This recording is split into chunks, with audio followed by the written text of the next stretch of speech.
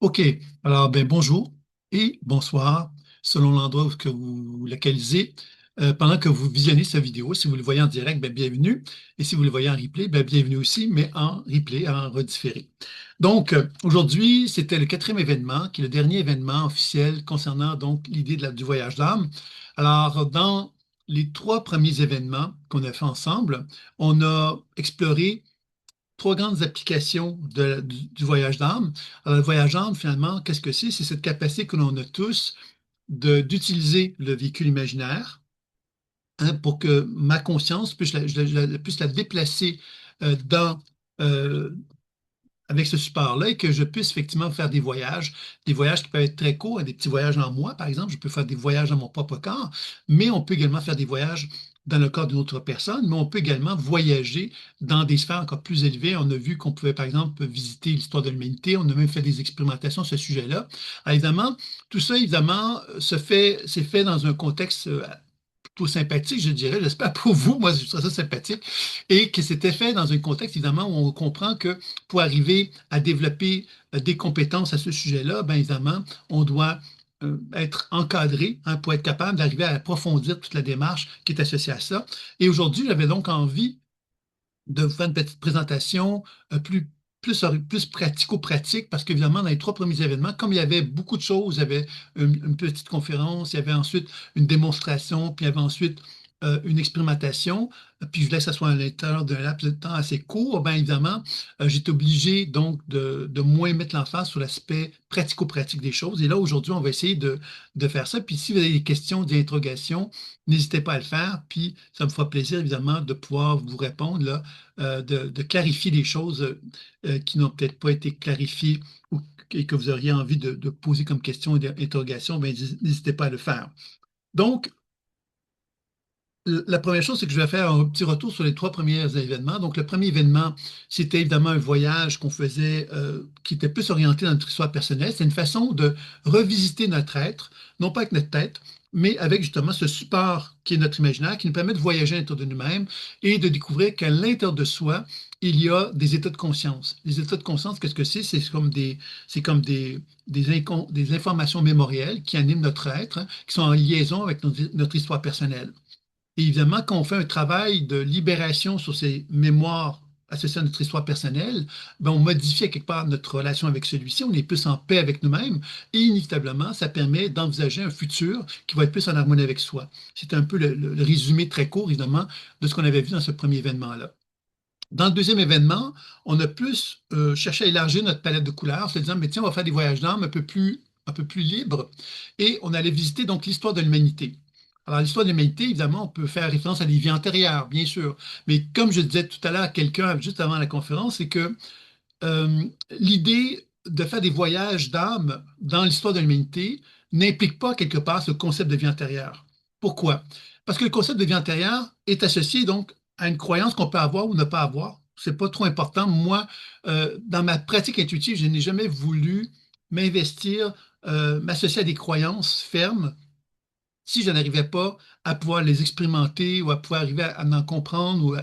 Donc, j'ai voulu mettre l'emphase plutôt sur le concept de résonance. C'est-à-dire que moi, en tant qu'être humain, je résonne avec les mémoires de l'humanité. Ça veut donc dire que je peux voyager dans l'histoire de l'humanité et constater que dans l'histoire de l'humanité, je suis en résonance avec diverses mémoires d'autres vies.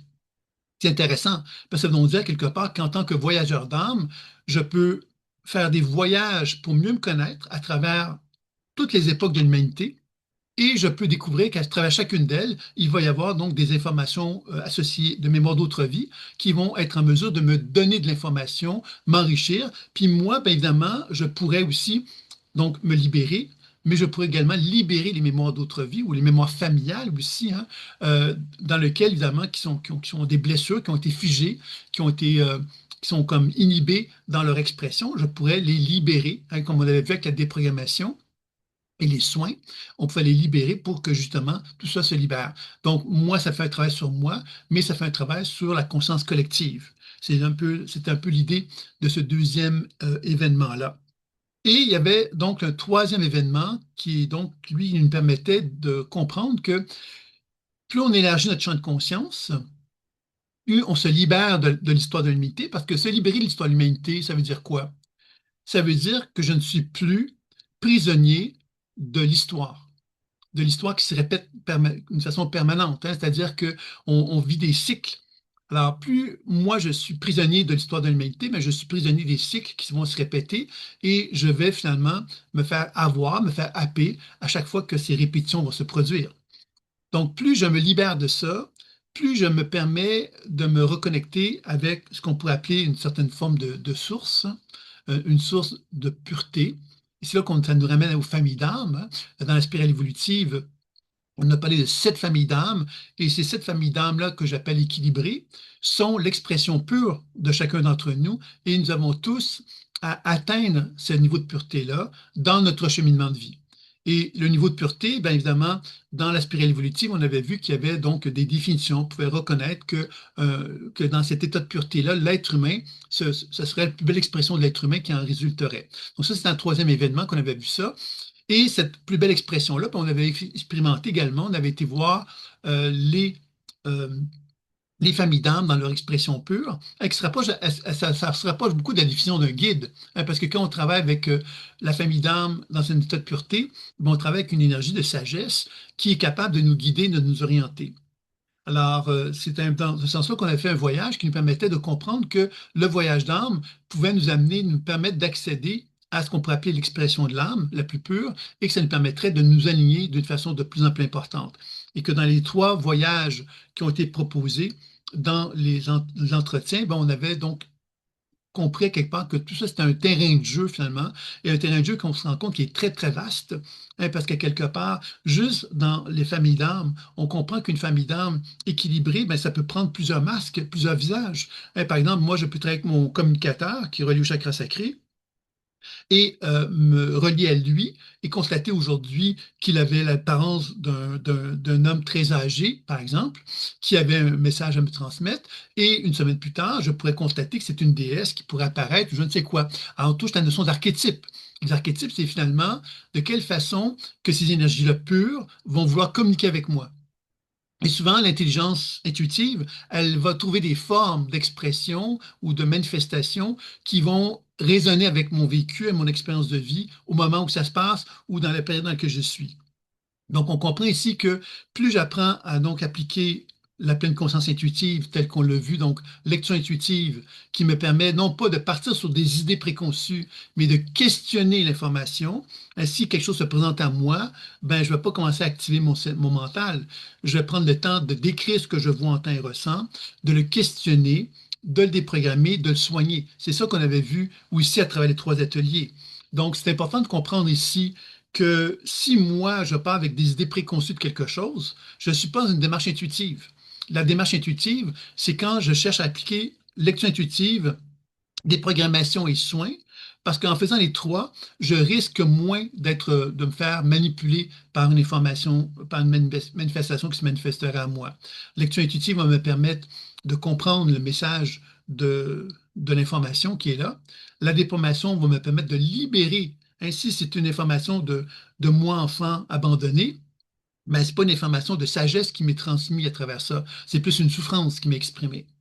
Maintenant, si j'utilise la déprogrammation pour justement libérer cette souffrance-là, ben, je vais me permettre d'accéder à une forme, à faire émerger un potentiel créatif, un potentiel évolutif en moi que je n'avais pas vu précédemment. Et le soin va me permettre de le renforcer. Donc, quand on commence à utiliser la déprogrammation et le soin, on libère les formes, les manifestations, et en les libérant, ben, on a plus de chances de se retrouver dans une position plus évolutive à ce moment-là. Est-ce que c'est clair tout ce que je viens de vous transmettre? Si vous avez si vous me donnez juste un petit rappel pour que je sache que c'était clair et que vous me suivez. Ça, c'était concernant un petit peu le résumé de, des 3 entretiens qu'on avait fait ensemble jusqu'à maintenant. Donc, si vous voulez me faire un petit retour, ça serait sympa. Oui, merci, merci à toi, Lise. Donc, maintenant, ce que j'avais envie que l'on regarde ensemble, c'était de faire un petit genre de petit tour d'horizon euh, sur euh, les applications pratiques maintenant autour de ce type de voyage d'âme-là. Donc, on avait vu donc dans la spirale évolutive qu'il y avait donc une grille de lecture, hein, les 56 états de conscience principaux, qui sont en fin de compte les 7 familles d'âme avec 8 conditions énergétiques, donc 8 fois 7 fait 56, et le gros livre ici donnait une présentation de chacun d'eux. Et on a vu également que pour chacun des états de conscience, il y avait des possibilités de faire des voyages à l'intérieur de nos chakras pour visiter des espaces de notre histoire personnelle et de nos mémoires d'autres vies. Et c'est ça un petit peu que je vais vous présenter. Donc, la première volet que j'avais envie de vous parler, euh, c'est l'enfance. C'est un des volets, quelque part, un des domaines de vie dont il est question dans le livre sur la spirale évolutive, c'est-à-dire qu'on reconnaît que pour chacune des familles d'âmes, il y a donc des états de conscience qui vont se manifester et il va y avoir également des états de conscience associés à l'enfance. OK? Alors, ça veut donc dire que moi, je peux constater que, à l'intérieur de mon être, je peux donc avoir plusieurs époques de mon enfance qui peuvent m'animer et ces mémoires de l'enfance-là sont souvent associés donc sont souvent des potentiels limitatifs, hein. C'est-à-dire que j'ai vécu de la souffrance quand j'avais 5 ans, je me suis senti abandonné, et parce que je me suis senti abandonné, ben, à quelque part, cette énergie-là, quelque part, si je me mets en relation avec elle, la première chose qu'elle va me dire, c'est qu'elle souffre, qu'elle se sent abandonnée, etc. Et puis moi, ben, quelque part, je vais me retrouver programmé par cette forme d'abandon-là que j'ai vécue. Donc, l'idée de la pratique intuitive dans un cas comme celui-ci, c'est de constater que cet enfant, quelque part, qui s'est senti abandonné, il a un impact sur moi. De quelle façon? Il me met en transe. Il me met en transe, par exemple, j'aurais un mécanisme de défense qui en résulterait. À chaque fois que je vis une période d'abandon, je pourrais, par exemple, devenir confus. OK, ça, c'est l'effet de transe. C'est-à-dire que à chaque fois que un événement se produit dans lequel l'abandon prend forme, ou semble prendre forme, moi, mon cerveau va l'interpréter en se disant, en développant de la confusion. Cette confusion, c'est quoi? C'est un mécanisme de défense pour ne pas justement sombrer quelque part dans une expérience d'abandon complet total. C'est une forme de mécanisme de défense, c'est une façon de me protéger quelque part, de perdre de pied, en fin de compte, hein. On est tous des humains, puis on est tous en société souvent. Et en société, bien évidemment, on ne veut pas dévoiler quelque part nos tripes, pourrait-on dire, hein. C'est-à-dire qu'on cherche à camoufler les choses. Donc, dans le voyage d'âme, à quelque part, quand on fait ce voyage d'âme, on comprend que l'enfant intérieur qui est en nous, celui qui s'est senti abandonné, ben, il y a donc un mécanisme de défense qui est associé à ça. Et dans la pratique intuitive, bien évidemment, c'est très intéressant de comprendre ça parce que ça nous permet de bien comprendre que l'enfant intérieur a donc des implications dans mes mécanismes de défense, dans ma façon à moi de fuir ma volonté d'avancer, de progresser, de cheminer. Puis des fois, on ne comprend pas ça. On ne comprend pas quelque part pourquoi on a ces mécanismes de défense qui prennent forme à chaque fois que des situations se présentent. Et dans ce sens-là, bien évidemment, l'enfant intérieur va nous donner des informations là-dessus. Puis évidemment, en comprenant cela, bien, on va pouvoir effectivement arriver à faire de la lecture intuitive, des programmations et soins pour modifier la situation, pour que justement, bien, on puisse d'une part arriver à faire la paix avec notre enfant intérieur, mais qu'on puisse justement comprendre justement que euh, la clé de cette confusion-là, pourquoi la confusion elle est là, c'est quoi le message qu'elle a nous donner, etc. Donc, on comprend qu'il y a toute une espèce d'interrelation qui existe entre l'enfant, quelque part, qui souffre, qui est en moi, puis évidemment, la réaction que ça crée en moi, c'est-à-dire le mécanisme de défense qui s'est manifesté, et que dans ce sens-là, bien évidemment, ça me permet d'établir une relation plus équilibrée avec moi en travaillant sur ces deux volets-là. Donc ça, c'est un petit peu le voyage d'âme avec l'enfance intérieure. Évidemment, on n'ira pas en détail, mais c'est pour montrer que dans les enseignements qui sont proposés pour la formation le voyage de l'âme, bien évidemment, il y a donc une présentation des mécanismes de transe qui vont résulter justement de ces situations de blessures de l'enfance qu'on a pu vivre. Et ça donc nous permet de travailler de façon beaucoup plus concrète et tangible sur comment je peux arriver, moi, à libérer cet enfant-là, hein, pour m'en dégager, mais aussi prendre conscience à quelque part de ces mécanismes-là que j'ai développés, qui peuvent facilement se générer sans que je le veuille. Et en faisant ça, bien évidemment, ça me permet d'être plus en paix et en harmonie avec cela.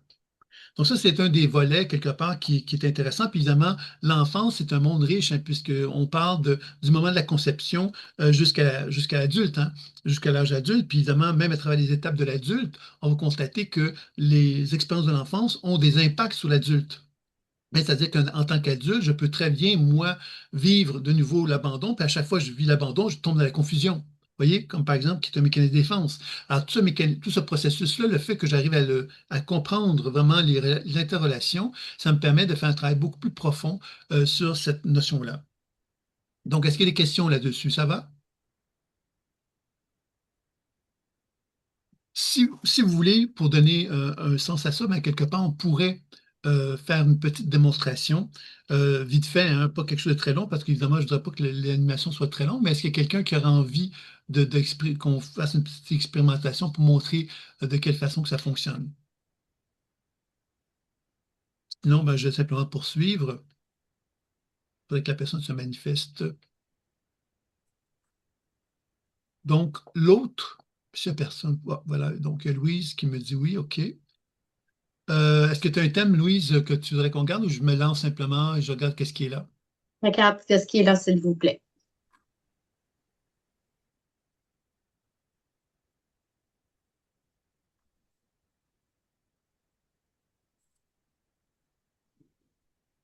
Tu vois, la première chose que je perçois au niveau de l'enfance chez toi, tu sais, c'est l'enfant, quelque part, je vais donner un âge, c'est pas trop important l'âge, hein, mais c'est 4 ans, tu vois, donc il est jeune.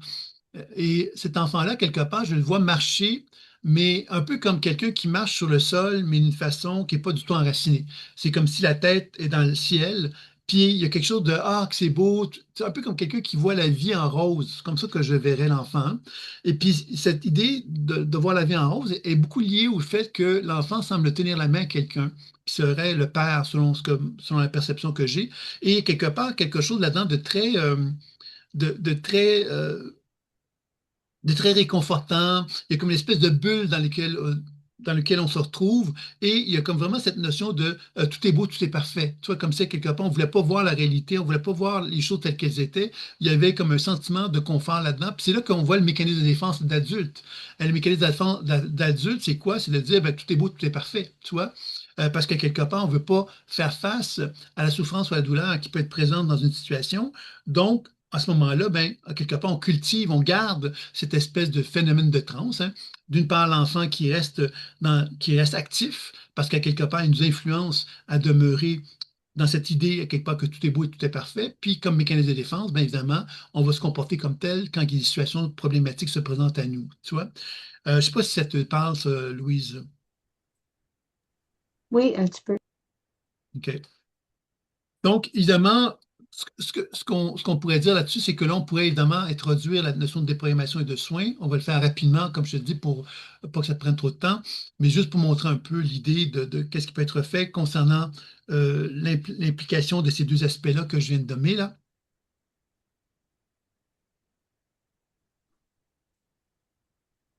Tu vois, la première chose qu'on sent quand on envisage l'idée de la déprogrammation sur cette petite fille-là, c'est qu'elle a des pleurs. Elle se met à pleurer parce qu'elle prend conscience, et là, c'est le cœur, chakra du cœur qui devient très, très impliqué. C'est comme la souffrance, justement, de constater quelque part que si elle ouvre les yeux, ben, elle va devoir ouvrir son cœur. Elle va devoir porter l'attention vers son cœur et ça fait mal. Ça fait mal pourquoi? Parce qu'il y a un sentiment de solitude là-dedans et un sentiment d'abandon, justement, un sentiment quelque part qu'on n'existe pas finalement sur Terre. On n'a pas d'emprise sur Terre comme on le voudrait, parce que quelque part, on n'a pas cette reconnaissance. On n'est pas vu comme on le souhaiterait, comme on voudrait. Ça touche l'aspect affectif, entre autres, ça. Je ne sais pas si tu me suis par rapport à ça. Oui, ça me parle. Mm. Puis là, évidemment, on va faire une petite déprogrammation pour voir un peu comment ça va bouger maintenant. Donc, vous voyez, logiquement, ben, quelque part, quand on regarde le trajet, c'est-à-dire qu'on a parlé de l'enfance, ensuite on a parlé quelque part d'un mécanisme de défense, un petit peu de celle qui est un peu dans l'esprit, qui est un peu comme dans l'idée de tout est beau, tout est parfait, puis un peu dans une forme d'élan vers le ciel. Et là, on voit quelque part, évidemment, que là, en faisant une interaction, on voit tout de suite qu'il y a une interaction avec le chakra du cœur et toute la notion d'amour, entre autres, le sentiment de solitude, etc.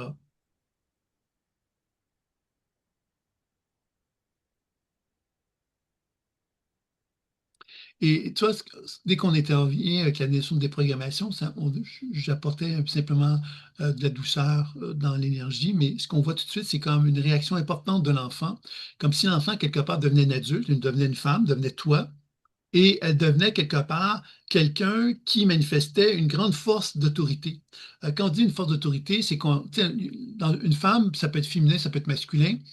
L'autorité que je vois, c'est une autorité masculine. C'est pas féminin tant que c'est beaucoup plus masculin. Une énergie beaucoup plus affirmative qui veut prendre de la place et qui veut quelque part se faire valoir. Comme si elle, quelque part, se rendait compte que si elle se permettait pas justement de prendre la place, ben on n'allait pas lui donner. Donc, elle est dans un processus justement de souffrance. Moi, je vois ça comme la souffrance. Parce que cette femme-là, quelque part, qui prend de la place, ben derrière elle se trouve la petite fille, quelque part, qui se sent abandonnée. Tu vois? Il n'y a pas encore le travail de déprogrammation en profondeur qui est effectué à travers ça. Je ne sais pas si tu me suis par rapport à ça. Oui, beaucoup. Oui. Puis, on va faire une dernière action pour essayer de chercher à équilibrer le plus possible, là.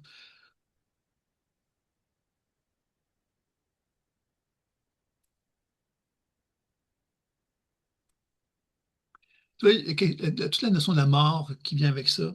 Euh, la petite fille, quelque part, elle a l'impression que se tenir la main de son papa, c'est le seul moyen d'exister. Donc, elle est dans une forme de souffrance parce que justement, elle a l'impression quelque part que le seul moyen pour elle de, d'essayer de réparer à quelque part le fait qu'elle pourrait mourir si elle ne tenait pas la main de son père, c'est de devoir affirmer, prendre de la place. Toi, c'est comme une espèce d'affirmation. Et je sens que tu es dans une période de ta vie où il y a un deuil qui est en train de se faire à ce niveau-là. Donc ça, c'est la bonne nouvelle, c'est-à-dire que le deuil implique justement que tu es en train de renouer contact avec la femme.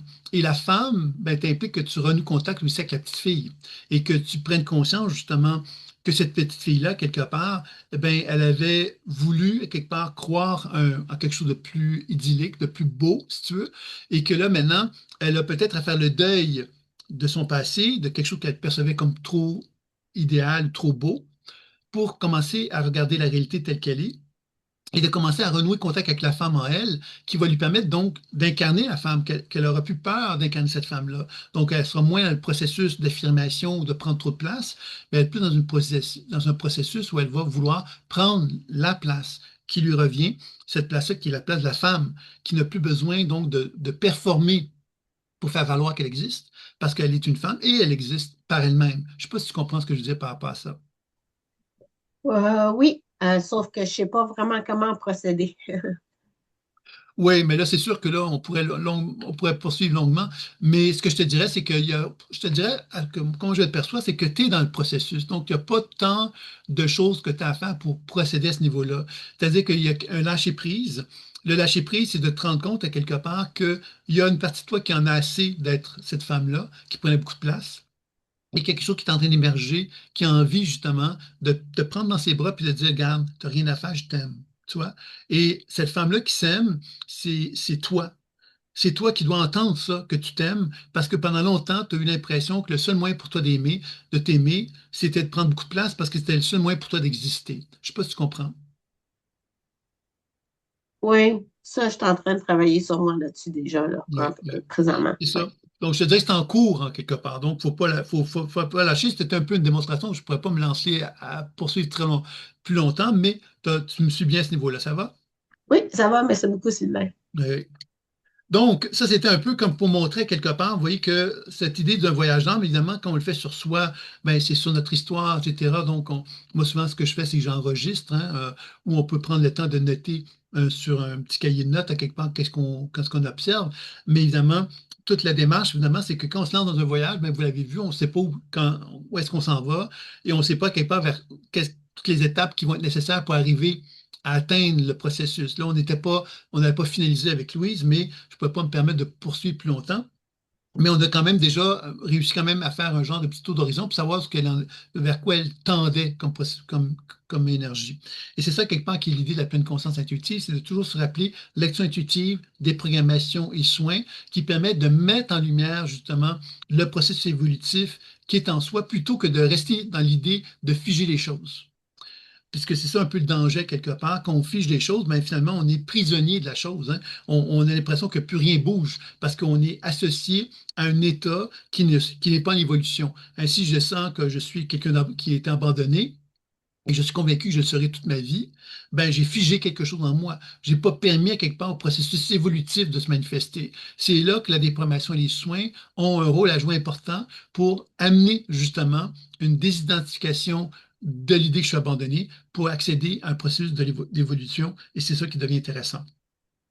Le deuxième aspect que j'avais envie d'explorer, bon, je vais l'inclure les deux à la fois, c'est le domaine de vie des relations amoureuses, familiales, bon, amicales, et le domaine de vie professionnelle qui implique dans les deux cas la relation. Alors, dans la pratique intuitive, évidemment, on constate que ça touche la notion de dynamique. La dynamique, c'est moi avec ma femme, moi avec mon enfant, moi avec mon ami, moi avec ma mère, moi avec mon père. Vous voyez, c'est moi face à quelqu'un d'autre dans un contexte relationnel. Et dans un contexte plus professionnel, c'est moi face à un patron, c'est moi face à une société, c'est moi face à une compagnie. Vous voyez, c'est moi face donc à un employé. Donc, vous voyez quelque part que, encore on tombe toujours sur le même principe de la dynamique relationnelle. Et cette dynamique relationnelle ben, implique que, justement, moi, en tant qu'être humain, je suis devant un autre être humain et la relation qui existe entre moi et cette autre personne-là va s'expliquer de quelle façon? Elle va s'expliquer par les échanges énergétiques qui se manifestent entre moi et cette personne-là. Et ça, je pense que c'est important de comprendre cette idée-là, hein, parce que ça permet justement de mieux cerner que les échanges relationnels, à quelque part, on peut comprendre qu'on en veut à quelqu'un, on peut comprendre qu'on est en colère contre quelqu'un, mais quand on ferme les yeux et qu'on pose un regard sur la dynamique relationnelle qui existe entre moi et une autre personne, ben, ça nous permet de nous enrichir dans notre compréhension, ça nous permet de dévoiler à quelque part les mécanismes qui sont derrière la relation, les mécanismes plus subtils qui font que la relation elle existe.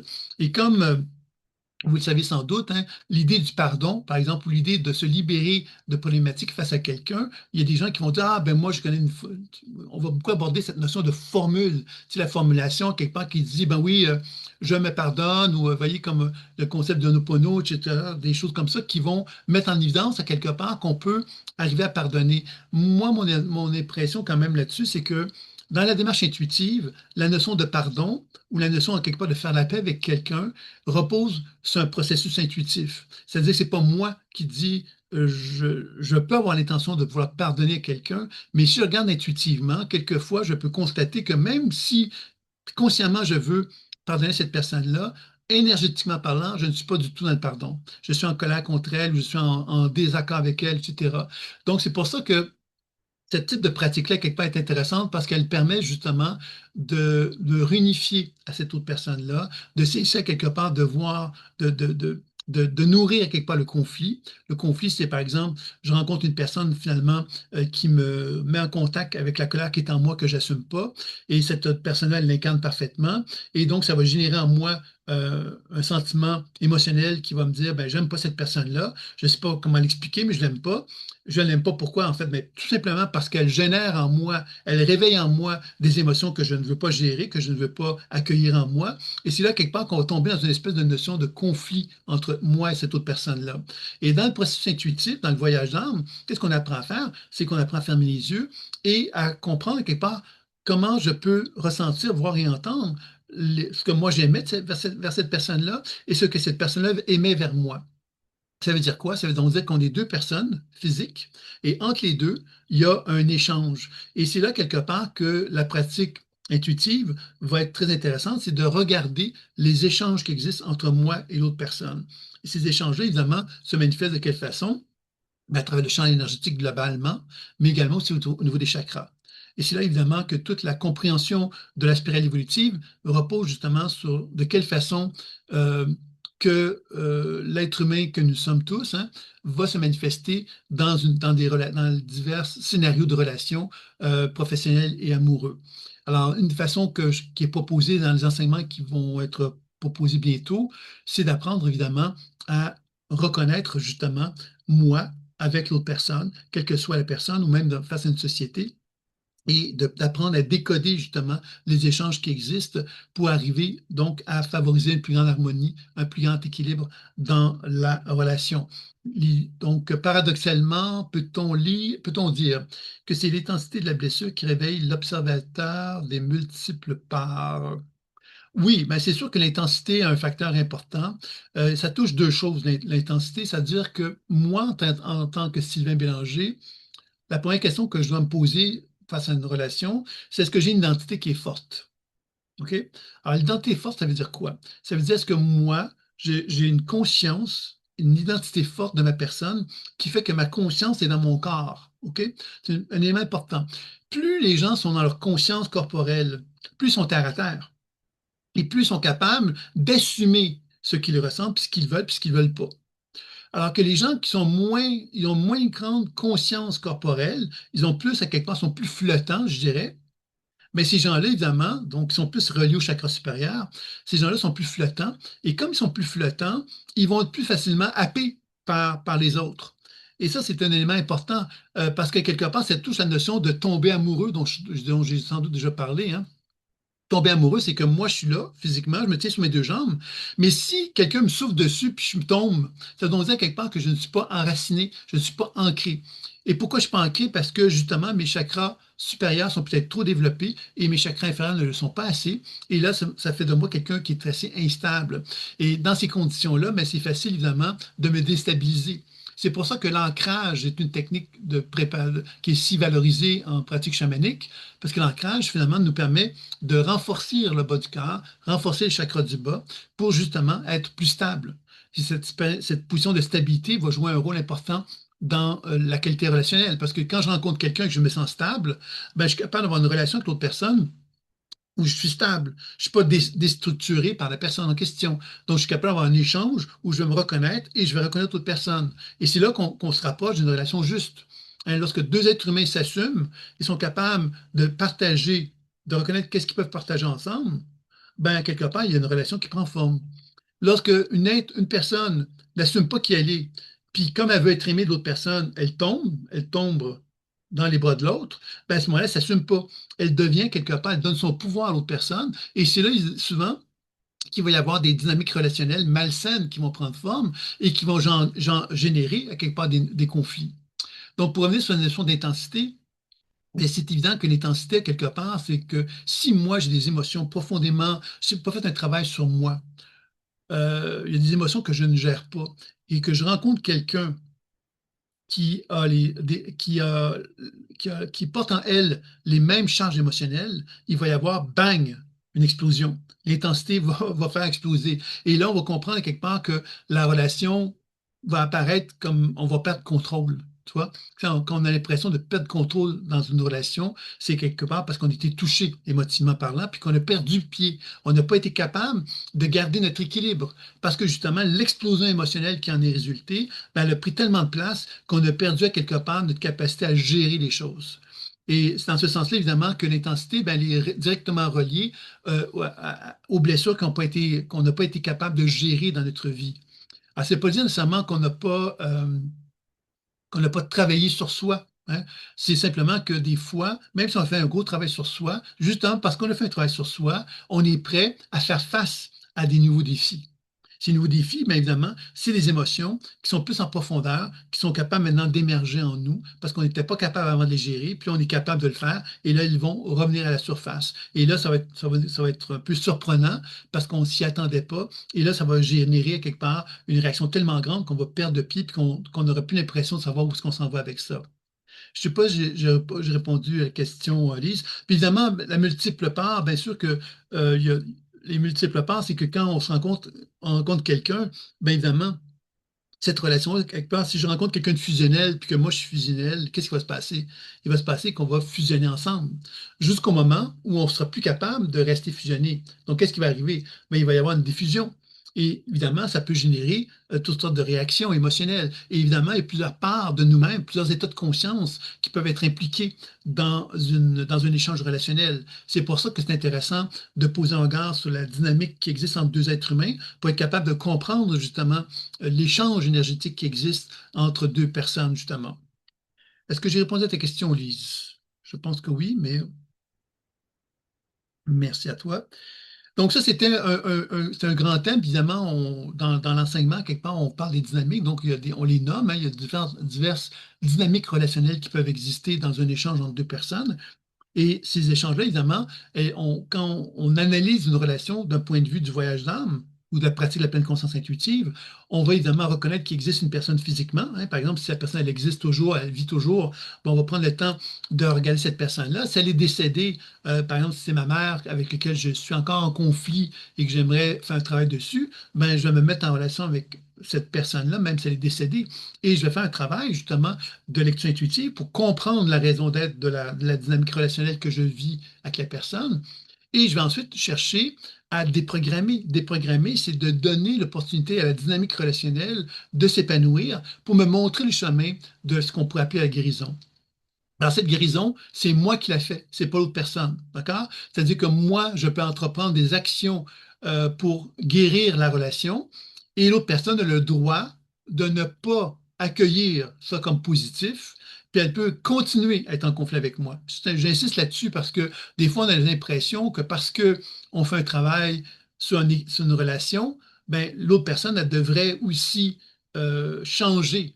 C'est vrai dans certains cas, mais dans d'autres cas, la personne peut très bien, quelque part, ne pas être capable d'élever sa conscience pour trouver un nouvel équilibre qui va lui permettre d'envisager la relation sous de nouvelles formes. Puis comme elle ne sera pas capable, ben, elle va simplement nous rejeter, puis on va simplement constater que la relation ben, n'ira pas dans le sens qu'on aurait souhaité si on avait le souhait qu'elle puisse se poursuivre. À mon moment, il faut être capable de reconnaître que la personne a le droit. Puis quand je dis elle a le droit, ça peut être conscient, ça peut être inconscient. Mais c'est quand même ça. On ne peut pas faire plus que ce qu'on a fait, c'est-à-dire qu'on s'est choisi, on s'est assumé, on a cherché à tendre la main à personne, mais on ne peut pas tomber, hein. Quand je dis tomber, vous l'avez compris, c'est tomber, c'est perdre pied, c'est donner mon autorité ou mon pouvoir à quelqu'un d'autre. Et ça, c'est quelque chose qui est la limite qu'on ne peut pas se permettre d'avoir dans toute forme d'échange relationnel, quel qu'il soit. Donc, je pense que c'est important de bien comprendre cette réalité-là. Donc, le voyage d'âme au niveau relationnel, au niveau relations amoureuses, amicales, familiales ou professionnelles, ben, quelque part, c'est un peu le même type de, de dynamique qui est présentée, sauf qu'évidemment, les enjeux sont différents. Hein, quand on parle de relations professionnelles, bien évidemment, on va chercher à se positionner par rapport à une structure professionnelle dans laquelle on est, donc soit avec des employés, soit qu'un patron, soit de diverses façons de cet ordre-là, mais on va chercher donc à essayer de trouver comment je peux m'épanouir dans ce milieu professionnel et comment je peux interagir avec les gens autour de moi pour arriver à faire cela. C'est comme ça qu'on va travailler là-dessus.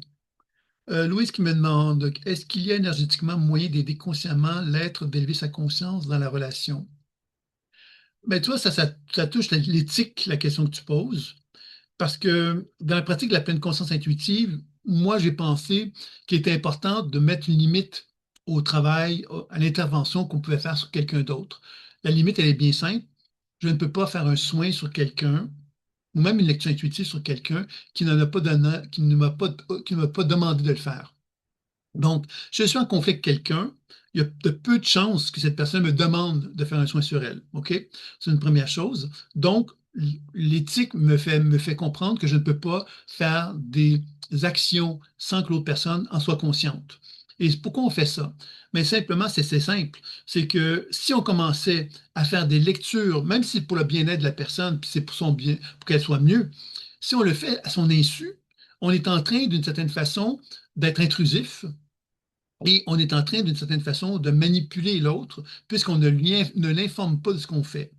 Alors, c'est là, quelque part, qu'on se rapproche d'une certaine façon aussi de ce qu'on pourrait appeler la magie noire. Hein, parce que la magie noire, qu'est-ce que c'est? C'est l'utilisation de notre ego pour influencer quelque chose, hein. C'est utiliser notre ego pour avoir un pouvoir sur les autres. Et évidemment, il y a une trame très mince entre je fais un travail pour quelqu'un d'autre ou je fais un travail pour moi. Et c'est là qu'on doit vraiment être attentif. Maintenant, on pourrait, pour bien clarifier les choses, quand je vous dis qu'on peut travailler sur une dynamique relationnelle, vous avez compris, ça veut dire que je ne travaille pas sur la personne en question, je travaille sur la dynamique relationnelle, c'est-à-dire sur la dynamique, de quelle façon que je peux faire évoluer la dynamique relationnelle. C'est très important de faire la différence entre ça et dire je veux travailler sur cette personne-là. Tu vois? Parce que si on travaille sur cette personne-là, ça veut dire qu'on s'exclut. Ça veut dire qu'on reconnaît que nous, on est bien et que l'autre n'est pas bien.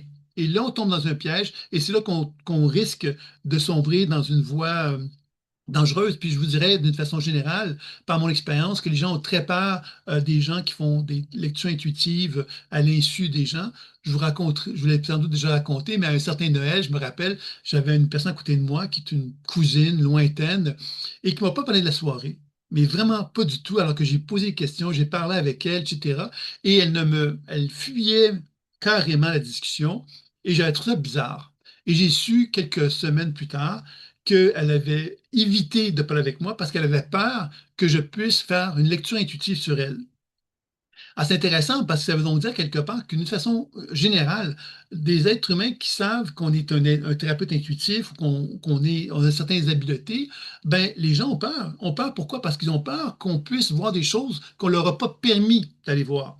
Et c'est intéressant donc de bien comprendre que plus moi j'ai peur, puis plus j'ai l'impression que c'est dangereux pour moi, ben plus quelque part, ben je ne peux pas avoir une relation avec toi qui soit saine. C'est pour ça que c'est important qu'on ait une relation claire avec nous en tant qu'intervenant pour pas commencer justement à utiliser ces talents-là dans une volonté de pouvoir sur les autres, parce que ça devient dangereux et c'est malencontreux parce qu'on sait que ça crée plein d'abus à ce moment-là.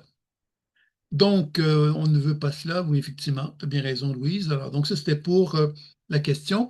Dans un autre domaine de vie qui est vu également, c'est le domaine financier.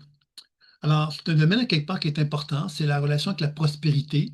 Alors, quand on parle de financier, on pense à argent, mais on pense à prospérité globalement, c'est-à-dire de quelle façon que ma vie, je peux l'envisager comme étant prospère, c'est-à-dire en liaison avec toute l'idée quelque part que je mérite finalement la richesse. La richesse, c'est pas simplement la richesse financière, c'est la richesse associée donc au sentiment que l'univers est bonne pour moi, tu vois. Et évidemment, on sait qu'il y a des gens, quelque part, qui sont fermés à ça, à la prospérité, à l'abondance, parce que, quelque part, ils ont l'impression qu'ils ne la méritent pas, par exemple. Ça, c'est un élément important. Où il y a des gens, quelque part, qui vont refuser, par exemple, l'argent. Ils vont considérer, quelque part, que l'argent, ben, c'est juste là pour acheter les autres. Ils vont donc développer une espèce de fermeture avec la notion de prospérité et ça va les empêcher donc de devenir prospères. Donc, évidemment, ça peut être intéressant dans un voyage d'âme d'aller voir ce domaine-là et d'aller comprendre davantage la relation que l'on a avec l'argent et les croyances limitatives qu'on a avec l'argent, parce que les croyances limitatives peuvent nous éloigner de ce qu'on veut. On a beau faire plein de choses, si on n'en veut pas d'argent, puis on fait plein de choses pour avoir de l'argent, mais on n'en veut pas au fond de nous-mêmes, ben quelque part, on n'en aura pas. Tu vois? Donc, il y a tout ce voyage d'âme-là qui est intéressant également. Puis évidemment, dans le domaine financier, qu'est-ce qui est intéressant aussi, et ça m'est arrivé souvent de le faire, c'est des gens qui vont me faire part d'investissements qu'ils veulent faire dans une société, dans des projets professionnels, etc. Et ils vont me demander conseil par le biais donc de la lecture intuitive. Donc, vous voyez qu'il y a quand même un domaine d'accompagnement potentiel qui est très intéressant au niveau du domaine financier. Il y a un autre élément également qui est très intéressant, c'est la santé. Alors, la santé, évidemment, il y a tout un volet de formation qui existe, qui s'appelle lecture intuitive et soins de l'aura et des chakras, qui touche vraiment l'aspect énergétique des soins, qui se rapproche vraiment de ce qu'on pourrait appeler le guérisseur, mais dans ce cas-ci, on intègre la lecture intuitive et la déprogrammation dans l'aspect du soin énergétique. Mais ici, le volet de la santé, de quelle façon qu'on va l'aborder, c'est en reconnaissant que dans notre spirale évolutive, il y a donc euh, des armures psycho-émotionnelles qui vont prendre forme. Je donne un exemple. Au niveau de mon chakra ici, de la région thoracique, si moi je suis un hyperactif ici, au niveau énergétique, ben, il y a des chances évidemment que je sois très musclé dans le haut de mon corps. Par contre, ici, au niveau de bas de mon corps, au niveau de mes jambes, par exemple, je suis hypoactif. On pourrait regarder mon corps et dire, ah, mon Dieu, c'est drôle, cette personne a des jambes toutes petites, mais un torse musculaire très puissant. Vous voyez? Alors, cette façon là, je pense ça d'un point de vue physique, mais évidemment, d'un point de vue énergétique, on va constater effectivement ce même genre de phénomène-là qui vont indiquer quelque part euh, que notre corps, quelque part, on cherche à le construire en, c'est un reflet quelque part de cette façon qu'on a de gérer notre énergie. Et que si on gère l'énergie d'une façon hein, qu'on cherche à vouloir développer beaucoup la région thoracique parce qu'à quelque part, on a envie quelque part d'être très fort là, puis c'est au niveau de notre cœur, puis on va se protéger quelque part parce qu'on est quelqu'un qui donne beaucoup. Ben, on voit quelque part qu'il y a donc une forme de structure qui va prendre forme et cette structure-là va être parlante tant d'un point de vue psychologique, mais d'un point de vue également énergétique et physique. Et ça va avoir des conséquences au niveau du physique aussi. Donc, ça peut être intéressant de regarder ça. Donc, c'est ça qu'on cherche à développer dans le voyage d'âme au niveau de la santé. Puis l'autre élément qu'on apporte également, c'est cette notion de les courants d'énergie. De quelle façon que les courants d'énergie circulent dans mon corps. Puisque dans les chakras, et dans la spirale évolutive, donc le chakra racine, par exemple, est relié à l'élémentaire. Donc, on cherche à développer des techniques pour être capable d'évaluer la qualité de l'énergie de la Terre dans le corps. Hein, le chakra il est donc localisé très précisément, mais ce qu'on appelle un courant, c'est une fréquence énergétique qui circule dans mon corps, qui est directement reliée au premier chakra, par exemple, et on cherche donc à évaluer ça et donc de l'équilibrer à travers la lecture intuitive des programmations et soins. Donc, vous voyez qu'il y a un travail donc personnel qui est fait et un travail sur les autres pour ceux qui ont envie de développer leurs compétences à ce sujet-là. Donc, ça aussi, ça permet, encore une fois, d'avoir vraiment une vision globale de la santé, de comprendre évidemment que notre corps, ben, lui, apprend à se construire en fonction d'une volonté de trouver un équilibre, hein, physiologiquement, puis qu'à quelque part, bien évidemment, qu'on commence à aborder la notion des courants, bien, ça nous permet de pouvoir justement influencer de l'intérieur ces déséquilibres qui ont pu prendre forme pour permettre un équilibre de se manifester d'une façon plus importante. Est-ce que vous me suivez par rapport à ça? Donc, le dernier volet, je vais vous laisser peut-être le temps de me répondre, mais le dernier volet, c'est des domaines de vie qu'on retrouve dans la spirale évolutive, c'est la spiritualité. Et c'est un volet assez important, évidemment, puisque mais la spiritualité, finalement, c'est notre relation avec le ciel. C'est notre relation avec l'inconnu, pourrait-on dire. Alors, évidemment, c'est là qu'on comprend ici que dans ce domaine-là, la spiritualité, on peut investir énormément de croyances religieuses et spirituelles, et ésotériques, et tout ce que vous voulez. Il y a énormément de facilité à se raconter un tas de trucs à ce niveau-là, ou on peut être à l'inverse, avoir une pensée très terre à terre, très fermée, très scientifique, etc., et qui vont nous éloigner donc de la spiritualité. Mais quelque part, on n'est jamais éloigné de la spiritualité, puisque quoi qu'on croit en Dieu, qu'on croit en autre chose, on croit toujours quelque part. Hein, l'existence, en fait, est un point d'interrogation et qu'on ait le sentiment d'être un scientifique, par exemple, ben, on va émettre des hypothèses, on va émettre des trucs qui vont nous ramener, encore une fois, à une forme de croyance à un moment donné, parce qu'on ne peut pas prouver quelque part l'existence d'une façon hors de tout doute. Hein. On pourrait dire, ah ben oui, il y a eu le Big Bang, puis après ça, il y a eu Adam et Ève. Ou on pourrait dire, bon, ben, il y a eu le singe, puis après ça, il y a eu l'être humain. Bon, on peut toujours expliquer les choses comme ça, mais pourquoi? Hein, la question fondamentale, c'est pourquoi. Donc, la question de la spiritualité est une question qui touche tous les êtres humains.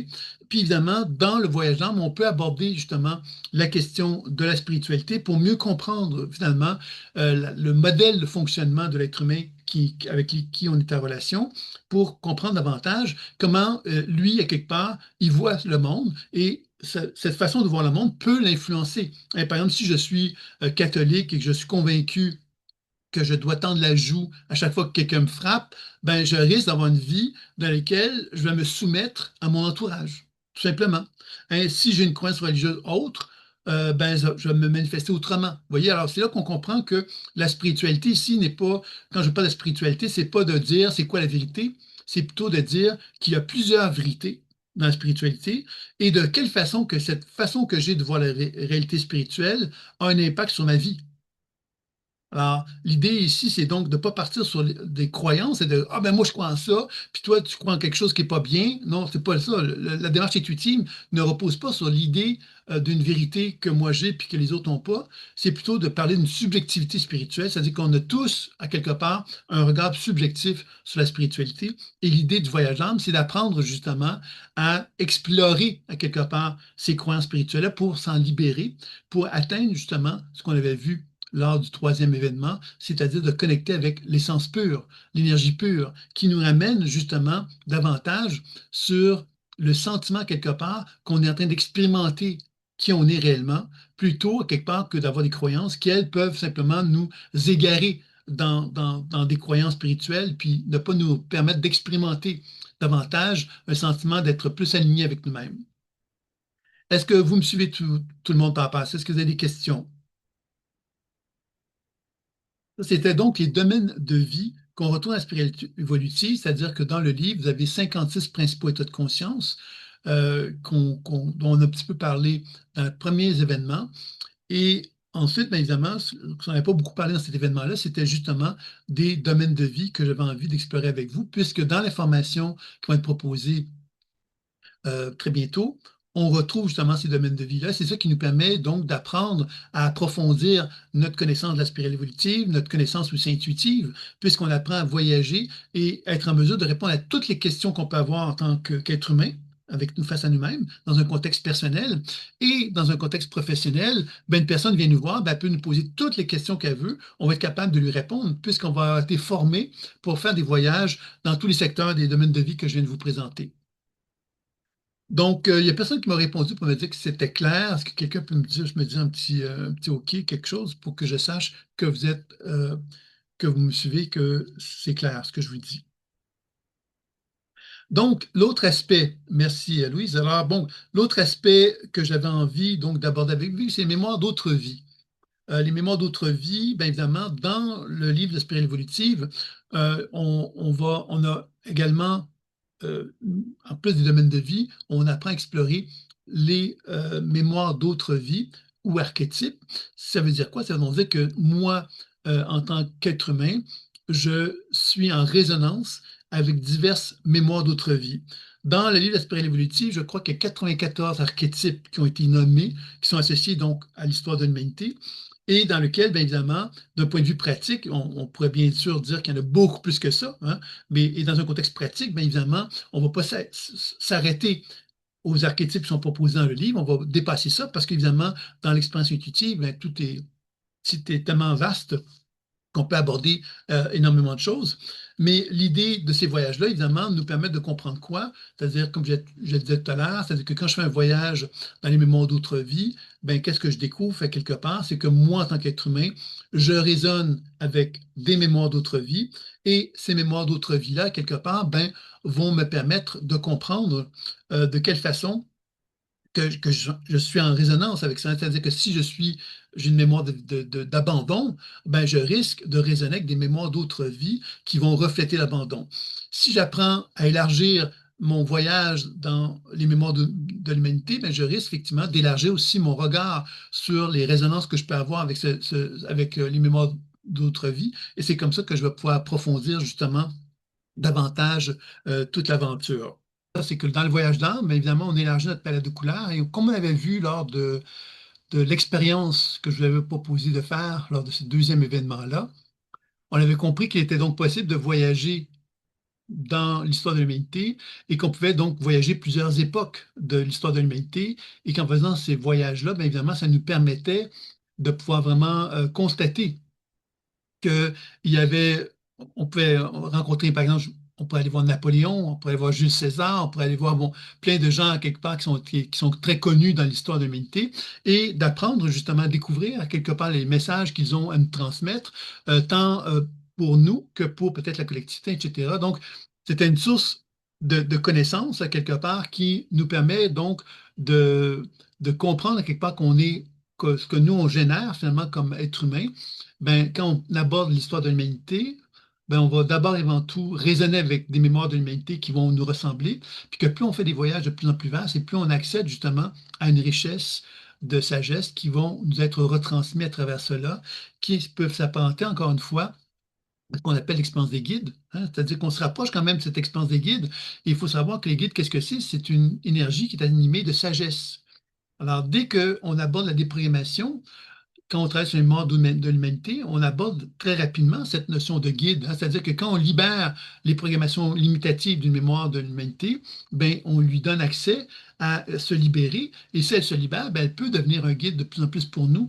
Et sans doute que quand vous avez fait l'expérience de ce voyage dans la mémoire de l'humanité, vous avez pu expérimenter, vous avez pu constater sans doute qu'il y avait effectivement une forme de sagesse qui vous était retransmise à travers cela.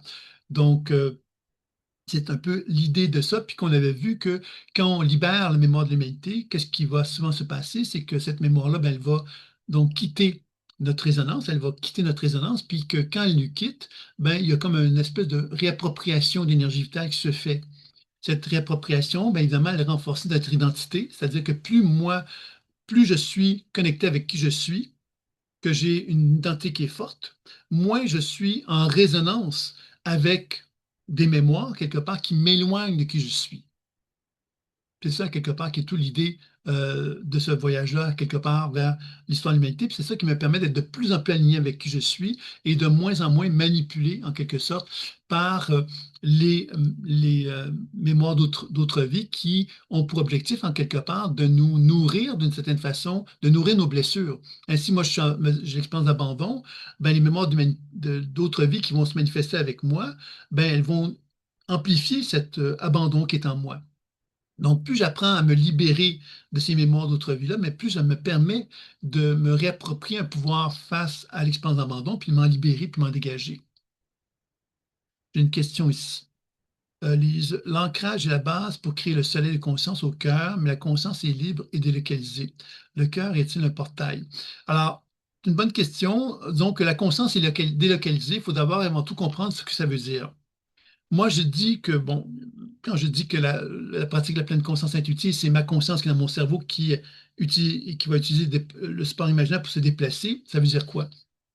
Ça veut dire que effectivement, on a un cerveau dans la tête, mais quand on parle d'une conscience libre et délocalisée, ça veut donc dire que moi, en tant qu'être humain, j'ai un corps physique, j'absorbe l'énergie solaire, mes cellules absorbent l'énergie solaire, puis ils réémettent de la lumière.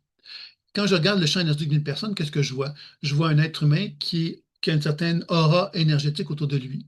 Alors, quand on dit la conscience est délocalisée, c'est ça que ça veut dire. Ça veut dire que tout le champ d'énergie que l'on voit autour d'une personne, c'est la conscience. Et elle est donc délocalisée. Elle n'est pas localisée dans ma tête. Elle n'est pas localisée dans mon cœur. Elle n'est pas localisée dans mon ventre. Hein. Je vous fais référence à ces trois espaces-là parce qu'on reconnaît que, qu'il y a donc des cerveaux, le cerveau de la tête, le cerveau du cœur, le cerveau de la tête. Mais on peut envisager que quand on parle d'un cerveau délocalisé, c'est le champ de lumière dans sa totalité qui est donc la conscience. Et c'est dans ce sens-là que ça va complètement en harmonie avec la pratique intuitive. Maintenant, quand on comprend ça, on pourrait dire que c'est partout. Pourquoi le cœur? Ben, le cœur, dans la pratique chamanique, c'est, comme tu dis, un portail dans le sens que c'est lui qui nous relie, qui relie la terre et le ciel. Alors, et on peut penser que le cœur, il y a le thymus qui est là, qui est un. Puis également le cœur, bien évidemment, on sait que ça émet un champ électromagnétique qui est très puissant, beaucoup plus puissant que la tête, par exemple. Donc, on comprend évidemment que sans doute que le cœur aussi est relié au système immunitaire par le thymus. Donc, selon moi, quand on utilise la lumière de notre cœur pour voyager en soi ou vers un partenaire, la première chose que notre cœur fait, c'est de nous permettre de comprendre qu'est-ce qui nous appartient, qu'est-ce qui ne nous appartient pas.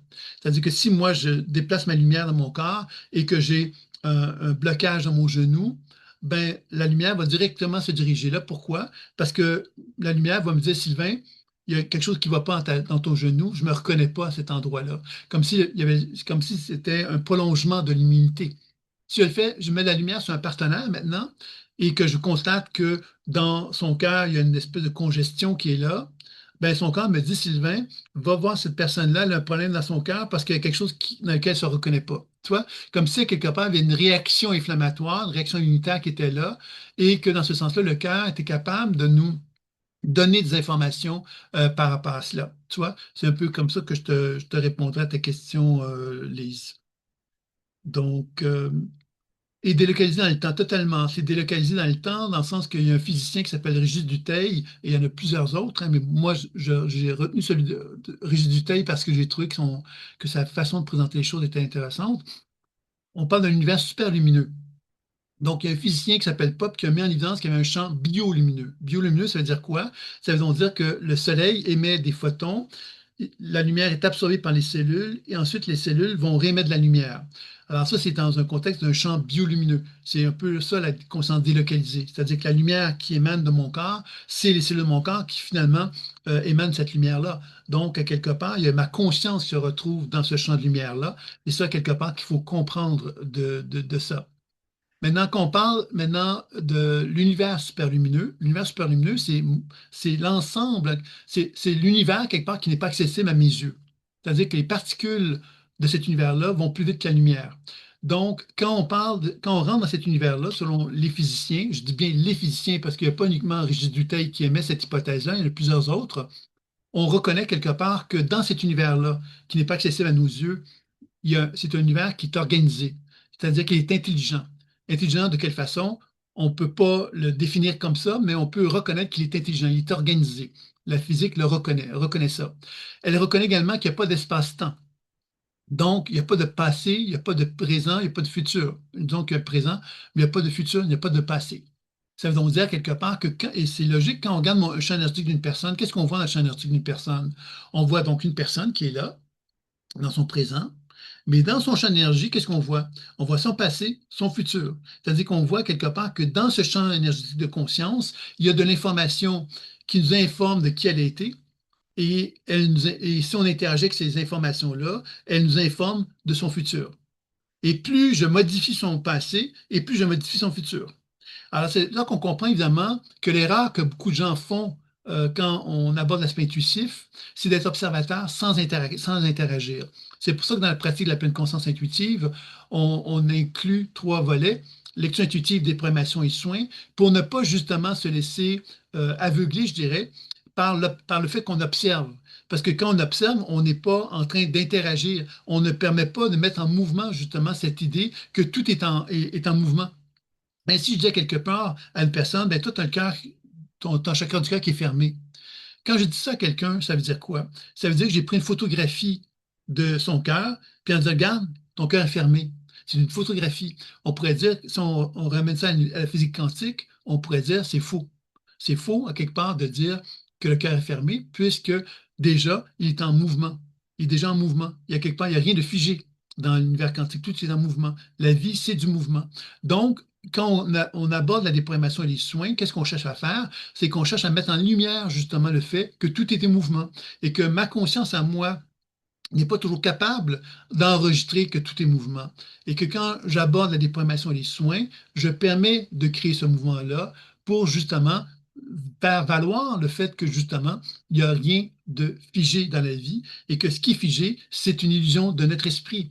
Et c'est pour ça que quand on parle des mémoires d'autres vies, tantôt, j'ai eu une petite discussion juste avant la conférence concernant cette notion justement des mémoires d'autres vies où on se dit, c'est facile quelque part de figer les choses. Ah ben moi, je crois aux vies antérieures, par exemple. Ben, c'est une façon de figer ma conscience. C'est-à-dire, c'est une façon de croire quelque part que j'ai été cela et je serai cela dans une autre vie, etc.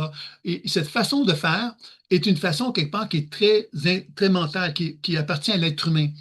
Quand on aborde l'aspect intuitif, on est obligé quelque part de remettre en question cette notion-là parce que ça veut dire que quand on aborde une mémoire d'autre vie, on doit donc comprendre son message, sa raison d'être, on doit chercher à la déprogrammer, donc la libérer de sa programmation et de la soigner. Et c'est comme ça, quelque part, qu'on permet justement de mettre en mouvement la vie chez les êtres humains et de ne pas justement rester prisonnier de cette façon de voir le temps, qui veut dire, ben, dans le passé, c'était ça, dans le présent, c'était ça, puis dans le futur, ça sera ça. Tu vois, comme s'il y avait quelque part une espèce de nomenclature quelque part très segmentée de la vie, en qu'on sait que tout ça est quelque part en fluidité et en mouvement et en cohérence en quelque part. Et que quand on comprend cela, c'est là que l'aspect intuitif devient une évidence. Parce que quelque part, c'est là que ça devient très clair que tout ça, finalement, c'est quelque chose qui fait partie d'un processus. Et ce processus-là n'est pas donc figé et limité ou segmenté. C'est quelque chose qui est en fluidité. Et la pratique de la pleine conscience intuitive, ben, c'est ça qu'on observe beaucoup à travers cela. Donc, j'ai répondu à ta question, je crois, Lise, tu me diras.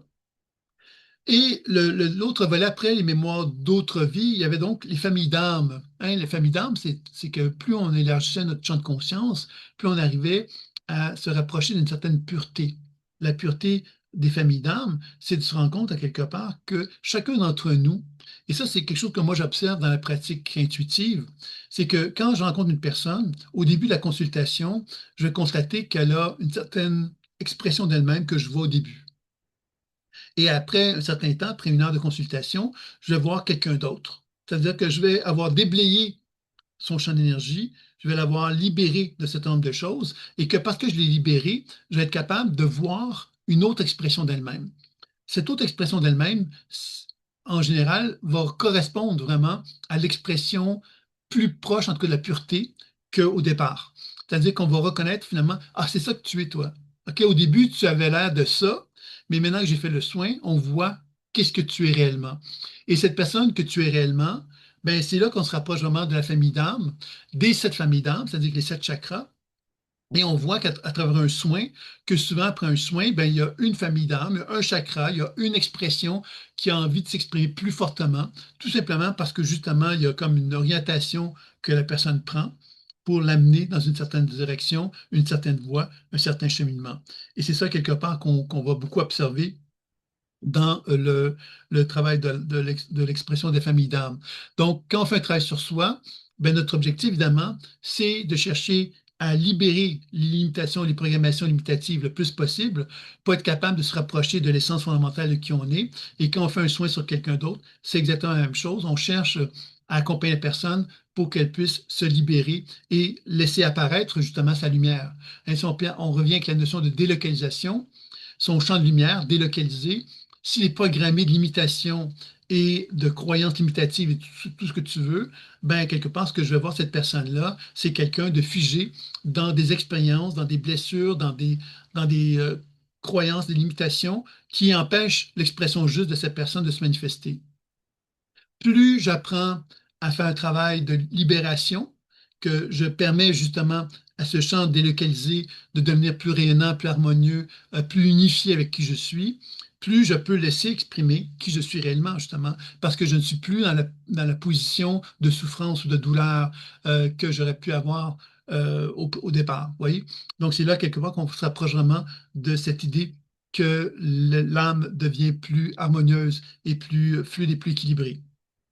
Donc, pour conclure tout ça, bien évidemment, la lecture intuitive va servir à quoi? Ben, elle va servir à élargir notre champ de conscience, à comprendre des choses qu'on ne comprenait pas. Donc, la lecture intuitive consiste à s'adresser aux perceptions qu'on a et de constater que ces perceptions-là ont une sagesse, une forme d'intelligence, et on va donc élargir notre compréhension en se reliant avec ces informations-là. La déprogrammation, elle va consister à libérer les programmations limitatives, tout ce qui est limité dans le champ de conscience, pour qu'on puisse justement libérer et lui permettre de s'épanouir. Ensuite, dans l'alignement, l'alignement, c'est le soin énergétique qui va nous permettre donc de faire rayonner l'énergie, donc d'actualiser encore plus fortement l'expression évoluée de la personne en question. Et la technique de réunification va être utilisée pour intégrer le tout, c'est-à-dire pour faire la paix et intégrer ça dans son propre corps pour favoriser donc le changement. Donc, le voyage d'âme, à travers le voyage personnel ou le voyage vers un autre partenaire, va toujours être un peu dans cette même idée de pouvoir justement échanger, de développer ces quatre aspects-là pour être capable donc de s'accompagner ou accompagner un partenaire pour que dans tous les volets qu'on a présentés jusqu'à maintenant, on puisse vraiment arriver à aider une personne d'une façon la plus efficace possible. Est-ce que les questions sur cette étape-ci que vous auriez à me poser, ou autres, vous le souhaitez? Vas-y, Louise, je t'écoute. Oui, bonjour Sylvain. Je voulais juste savoir, euh, lorsque on travaille sur un partenaire, euh, est-ce que c'est possible de travailler sur le partenaire même ou c'est préférable de travailler sur son hologramme ou est-ce qu'on peut faire les deux? Moi, j'appelle ça un hologramme, mais c'est comme le corps énergétique de la personne. Hmm. Ben, ça dépend, je veux dire, ça dépend des circonstances. Je vais donner l'exemple. Si, par exemple, moi, je suis en Europe ou je suis au Québec, donc je suis au Québec présentement, et que quelqu'un d'Europe me dit, j'aimerais faire une consultation avec toi, ben, à quelque part, je ne me pose pas la question de savoir si je vais le faire physiquement. C'est pas possible. Donc, si la personne veut, je vais le faire à travers justement une voie à distance. Donc, ça, c'est une première chose.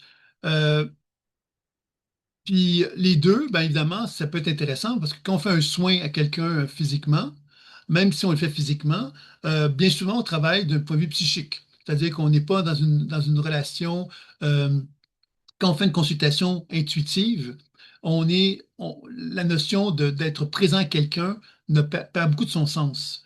Pour la simple raison que si on comprend bien la démarche intuitive et qu'on comprend bien cette notion de délocalisation et de non-espace-temps, que ce soit devant, que la personne soit à côté de moi ou qu'elle soit en Chine, ça change absolument rien dans le travail intuitif.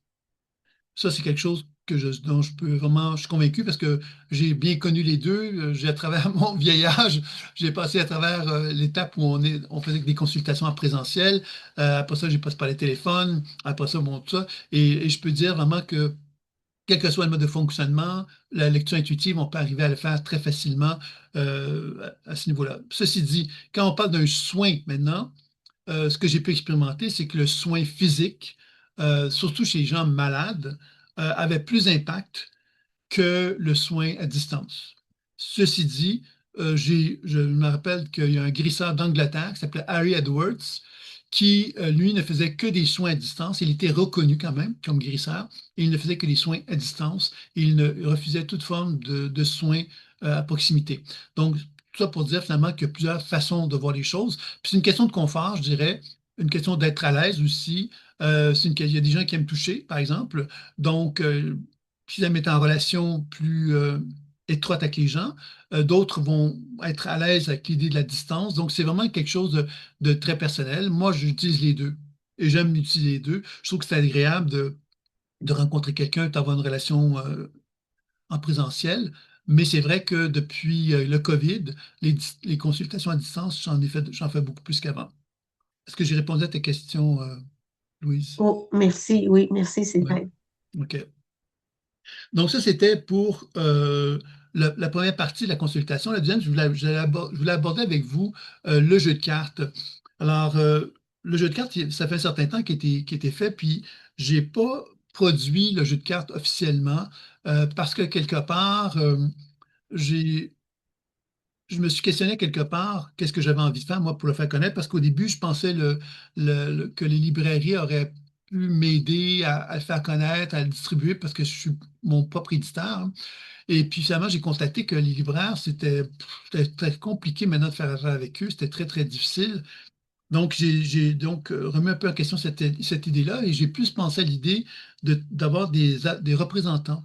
Et je suis un petit peu en train d'élaborer tout ça pour que des gens qui ont expérimenté avec moi une pratique intuitive, mais qui puissent devenir comme des représentants, qui me fassent connaître euh, autant au niveau des consultations que des enseignements, que des livres et que le jeu de cartes.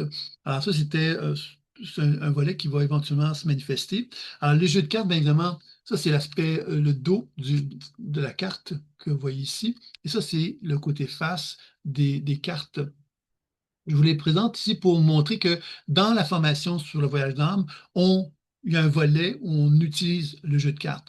Pourquoi on utilise le jeu de cartes? Pour simplement apporter une arc à notre attendez, c'est ça, une flèche, comment on dit ça, je ne sais plus, une enfin, je ne sais plus comment le dire, mais on apporte une ressource supplémentaire à nos connaissances déjà très vastes. Alors donc, le jeu de cartes, bien évidemment, qu'est-ce qu'il permet de faire? C'est que c'est plus concret, hein. Les gens aiment bien le jeu de cartes en général, mais c'est plus concret. Et le jeu de cartes n'est pas un jeu de cartes, bon, on va dire, est-ce que c'est un jeu comme on va lire l'avenir avec ça? Oui, on pourrait lire l'avenir avec ça. Mais l'idée, c'est que chacune des cartes comme celle-ci que j'ai pris au hasard, qui s'appelle le Rebelle, qui est relié au guerrier, la famille d'âmes du guerrier. Donc ça, c'est une carte à quelque part qui a donc, elles sont toutes faites un petit peu comme ça, c'est-à-dire que pour chacune des familles d'âmes, vous avez 8 cartes. Donc le jeu de cartes se compose de 56 cartes. Et ça, c'est un des états, c'est celui-ci de désalignement. OK? Et je ne sais pas si vous voyez bien la carte. Vous me direz si vous l'avez bien, parce que moi, je ne la vois pas super bien sur mon écran. C'est pour ça que je me demandais si vous Elle l'avez est un bien. peu floue, faudrait la bouger Ah, plus en avant de toi, peut-être. non, non, c'est pire, c'est pire. Ah, là. Si tu le mets plus bon comme ça. Bon, je sais pourquoi ça fait ça, mais en fin de compte, je ne vais pas pouvoir faire grand-chose, mais vous voyez que vous avez trois petits dessins à côté ici. Les trois petits dessins, quelque part, correspondent à la cause, conséquence, solution. Donc, pour chacune des cartes, ça représente un peu le même phénomène. Puis, vous avez un thème comme le rebelle. Dans ce cas-ci, c'est le rebelle, la carte thème. Donc, l'état de conscience du guerrier désaligné, c'est le rebelle, par exemple. Vous voyez, alors, c'est un peu ça. Et pour chacune des cartes, ben, vous avez donc, comme si c'est le guerrier désaligné, le rebelle, ben déjà, vous avez le gros livre Découverte spirale évolutive qui vous donne des informations déjà sur la carte. Vous avez déjà la capacité de comprendre la carte en prenant le temps de regarder le livre. Et il y a plusieurs aspects de votre interprétation qui sont possibles. Vous pouvez l'interpréter comme étant le rebelle qui est désaligné, qui est le guerrier. Mais si la personne vous dit, ah ben moi j'aime ça que tu me parles de mon enfance, mais là, vous pourriez, en connaissant donc la spirale évolutive, parler de l'enfance qui est reliée au rebelle guerrier. Vous pourriez parler aussi de son domaine professionnel, de son domaine relationnel, de son domaine financier, de son domaine spirituel, de sa santé. Vous voyez, alors, le livre Découverte spirale évolutive donne les informations théoriques. L'idée, évidemment, c'est pas de faire un truc théorique, hein, c'est d'apprendre au contraire à reconnaître que les cartes, le livre et votre apprentissage intuitif qui est effectué ben, vous permet donc d'enrichir votre pratique et de donner une couleur justement aux cartes qui a encore plus de profondeur, plus de finesse dans votre analyse. Les cartes, à quelque part, ne sont pas intelligentes, c'est vous qui l'êtes, mais les cartes ont une symbolique. Et cette symbolique-là vous permet justement, à travers la grille de lecture des chakras, de pouvoir arriver à libérer vos ressources intuitives pour être capable de développer un langage intuitif qui est plus riche et plus, euh, plus intelligent. OK? Alors, puis c'est quoi, c'est basé sur quoi la spirale évolutive? C'est basé sur mes observations à travers les années, que moi, je me suis toujours spécialisé beaucoup à travers la lecture des chakras. Depuis très, très longtemps, c'est toujours été comme ça. Et c'est comme ça qu'est né un petit peu ce projet de la spirale évolutive. C'était de donner à quelque part à mes étudiants un langage, quelque chose de plus structuré, de plus organisé, qui leur permette de mieux parler la langue intuitive. Parce que la langue intuitive, évidemment, quand on n'a pas de référent, ben, on parle moins facilement. C'est un peu comme à vouloir parler l'allemand. Ben, l'allemand, si j'ai pas de connaissance de l'allemand, il va falloir que je trouve un moyen de parler la langue. Donc, soit j'appelle à quelqu'un, soit je vais prendre un livre, soit j'essaie de trouver des moyens pour que la langue allemande puisse se déployer, que j'arrive à être capable de développer un langage. Donc, la spirale évolutive, c'est basé un peu sur ce concept-là. C'est d'apprendre justement à parler la langue d'une façon de plus en plus efficace. Et une autre chose, à quelque part, qui est proposée aussi dans l'idée du jeu, c'est d'utiliser des grilles comme celle-ci, que vous allez peut-être voir. J'essaie de trouver le bon focus pour que vous puissiez le voir, mais bon, je pense que je ne le trouverai pas. Je n'arrive pas à le trouver. Hein. Enfin. Euh, les grilles, à quelque part, comme celles que je viens de vous présenter, sont des grilles toutes simples. Mais c'est l'idée, c'est que ce que je voulais faire valoir, c'est qu'avec les cartes, on peut les relier avec les domaines de vie, par exemple les archétypes, les mémoires d'autres vies. Hein, je peux penser, tiens, je vais regarder le rebelle, guerrier, désaligné, et je peux ouvrir le livre, puis aller voir donc les archétypes, puis identifier l'archétype qui est le plus en résonance avec cette carte-là, et ça va permettre donc d'enrichir encore une fois ma compréhension de la carte du rebelle, guerrier, désaligné, en relation donc avec des mémoires d'autres vies, par exemple. Je ne sais pas si je suis clair. Je fais une démonstration de toute façon, mais est-ce que vous avez compris ce que je voulais dire par rapport à ce que je viens de vous dire là?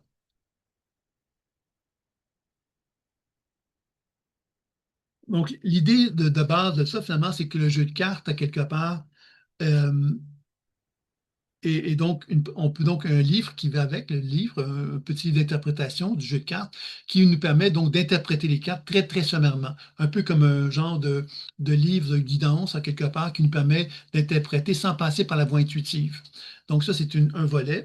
Évidemment, si on veut aller plus loin par rapport à la compréhension du jeu de cartes, ben, on peut évidemment prendre le livre, Découvrir votre spirale évolutive, qui, lui, va nous donner vraiment l'ensemble des connaissances qu'on peut aller chercher sur chacune des cartes.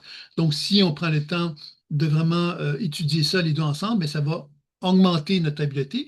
Puis si en plus on enrichit ça avec la lecture intuitive, le voyage d'âme, bien évidemment, on donne une couleur encore plus profonde aux cartes parce qu'on a vraiment, on prend on prend tout l'épanouissement possible de toute la spirale évolutive qui peut se manifester à ce moment-là.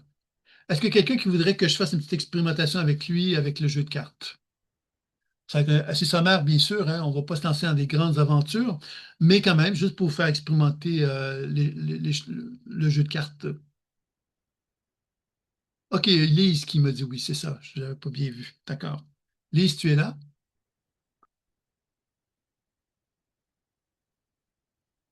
Oui. Donc, oui. Alors, je sais pas si on va pouvoir arriver à faire quelque chose comme ça, ou je prends la carte moi-même, mais vas-y donc, si es-tu capable de me dire, ouais, c'est trop compliqué, trop de Ah, cartes. une au centre. Une au centre. OK, bon. Je vais y aller vraiment selon toi, ouais, attends, comme ça ici. Est-ce que celle-là te convient ou celle-là ou Oui, c'est la première que tu as. Oui, celle-là ici? oui, OK. Donc, on y va très. Normalement, ça a été. On aurait dû le faire un petit peu plus, comment dire, plus rituellement, là, d'une façon plus rituelique. Mais quand même. Alors, tu vois, là, évidemment, quand il y a un tirage de une carte, un tirage de trois cartes, un tirage de sept cartes dans le jeu, hein. Tirage d'une carte, mais c'est un peu comme, OK, avant de partir ma journée, comment ça va être quoi le thème de la journée, on prend une carte. Si on prend trois cartes, ben, c'est pour répondre à une question. C'est cause, conséquence, solution. C'est comme ça qu'on va le OK. faire. Et cette carte, c'est la lecture des sept chakras. Alors, la lecture des sept chakras, il y a deux façons de le faire. Il y a la lecture des sept chakras où on prend chaque carte est un chakra, donc la première carte, c'est le chakra racine, la deuxième carte, chakra sacré, ainsi de suite. Ou on peut le faire aussi un peu différemment, où on part du principe qu'on a sept maisons. Les sept chakras sont déjà établis sur les cartes. Et là, on va prendre une carte et on va confronter la carte avec le chakra racine. Donc, par exemple, si je prends le guerrier euh, hyper épuisé, par exemple, ben, je serai en relation avec le chakra racine à ce moment-là, et ainsi de suite. Vous me comprenez, ça va? Oui. Donc, ça, c'est les trois types de tirages qui peuvent être faits. Alors ici, on va donc faire qu'une carte quand même. On va être raisonnable. Alors, donc, la carte qui est choisie, Ah, voilà, tu oui, ne vas pas bien la voir. C'est donc, c'est le guerrier hyper épuisé et c'est le téméraire qui est là, tu vois? oui, Donc, en fin de compte, qu'est-ce que ça veut? Le guerrier, ça fait mi-dame du plexus solaire. OK? Donc, alors évidemment, là, je pourrais prendre le temps de le faire d'un point de vue théorique, c'est-à-dire en disant, ben, on va ouvrir le livre, on va regarder qu'est-ce qu'ils disent les cartes, etc. Mais là, on va plus le faire intuitivement, tant qu'à faire, puisque c'est ça un peu l'idée, c'est de combiner euh, la pratique intuitive avec la carte et de pouvoir parler de toi à travers cela. Ça te va? oui, OK. Donc, je t'ai pas demandé si tu as des questions, donc je vais y aller selon qu'est-ce qui est présent. Ça va? ça va.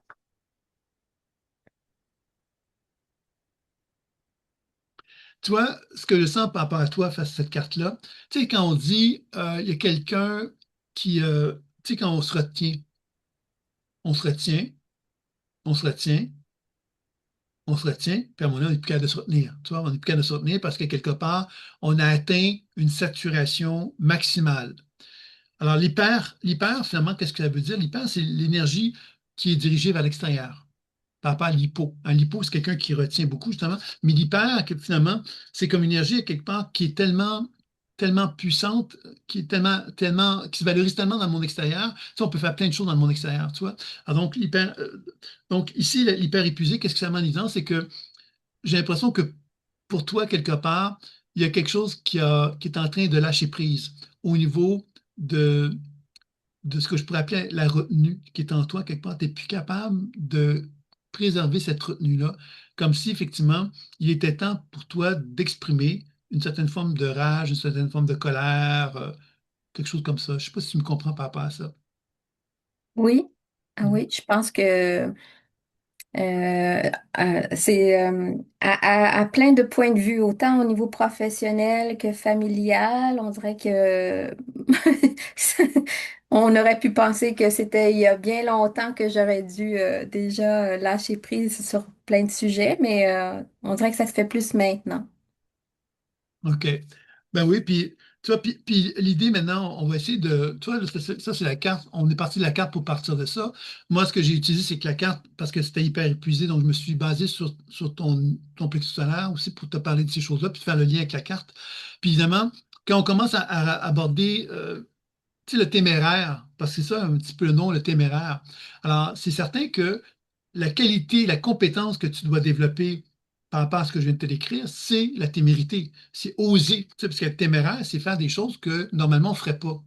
Alors, quand on en a assez, ben, on risque effectivement de faire des choses qui ne sont pas, qu'on n'est pas habitué de voir. Tu sais, comme un des dessins que tu vois sur la carte relié à la cause, c'est un ange qui prend la porte sortie, tu vois, en voulant dire finalement qu'il a choisi quelque part de ne plus être, ne plus être un ange, tu vois. Il prend la porte parce que justement, il va oser être autre chose qu'un ange. Il va oser quelque part se comporter d'une façon qui ne correspondra pas aux standards à lesquels on a habitué les gens. Tu comprends? Oui, oui. Donc, c'est certain que ça implique sans doute à quelque part que toute l'évolution que tu es en train de vivre, finalement, va amener des nouveaux comportements à prendre forme. Maintenant, on va faire une petite interaction, on va voir un petit peu qu'est-ce qui va résulter de ça, si tu veux bien. Mhm.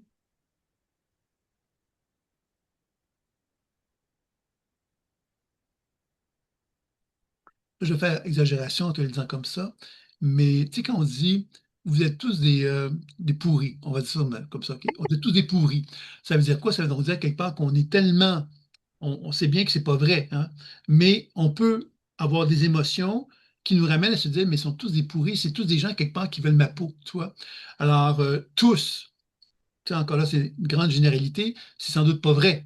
Sauf qu'on s'est tellement abusé qu'on est arrivé à conclure qu'ils étaient tous des pourris.